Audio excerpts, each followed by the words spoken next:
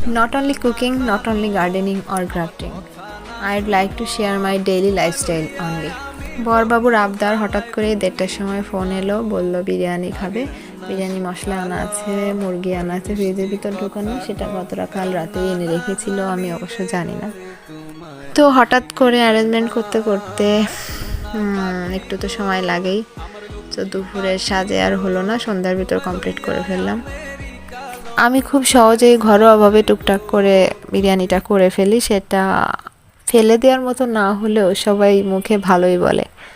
এত নিয়ম কানুন মেনে প্রত্যেকটা উপকরণ মিলিয়ে গুছিয়ে নিয়ে আমার রান্নাটা কখনোই হয় না, কিন্তু যেটা হয় সেটা মোটামুটি সবাইকে খাওয়ানো যায়। তো চলো ঝটপট করে আমার বিরিয়ানি রান্নাটা সবার সাথে শেয়ার করা যাক। প্রথমেই তেলের ভিতর আমি মশলা, গরম মশলা, তেজপাতা, আলু, বিশেষ করে আলুটা ভীষণ প্রিয়, আলু, পেঁয়াজ কুচি, রসুন কুচি, আদা বাটা সব কিছু মিশিয়ে নেব। তেলে ভাজি করার পর একটু মশলাটা কষিয়ে নিয়ে তারপর আমি ওর ভিতরে মুরগিটা অ্যাড করে দেব। মুরগিটা রান্নার আগে আমি 1 ঘন্টা মতো ম্যারিনেট করে রেখেছিলাম। বিরিয়ানি মশলা, শুকনো মরিচের গুঁড়ো, জিরে গুঁড়ো, টক দইটা আমার কাছে ছিল না, তাই আমার কাছে লেবু ছিল, গুঁড়ো দুধ ছিল, সেটা মিক্স করে আমি ম্যারিনেট করতে রেখে দিয়েছিলাম। টক দই ছাড়া মুরগির রোস্টটা ভাবাই যায় না।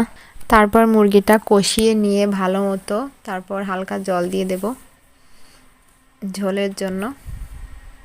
মুরগিটা রান্না হয়ে গেলে আমি মাংসগুলো উঠায় রাখবো আর ঝোলটা ভাতে দেওয়ার জন্য রেখে দেব।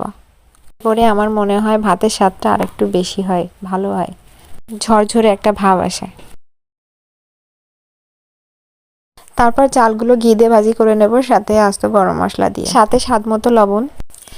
তারপর আমি ভাতগুলো রাইস কুকারে বসিয়ে দেব এবং সাথে আমি যে ঝোলটা রেখেছিলাম মুরগির সেটা মিশিয়ে দেব এবং ভাতটা যখন ঝরঝরে হয়ে আসবে, সেদ্ধ হয়ে আসবে, তখন আমি মাংসগুলো ভাতের উপর দিয়ে দেব এবং কিছুটা ভাত মাংসর উপর দিয়ে ঢেকে দেব।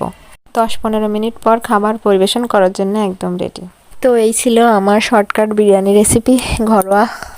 কেমন লাগলো সবাই একটু জানিও প্লিজ।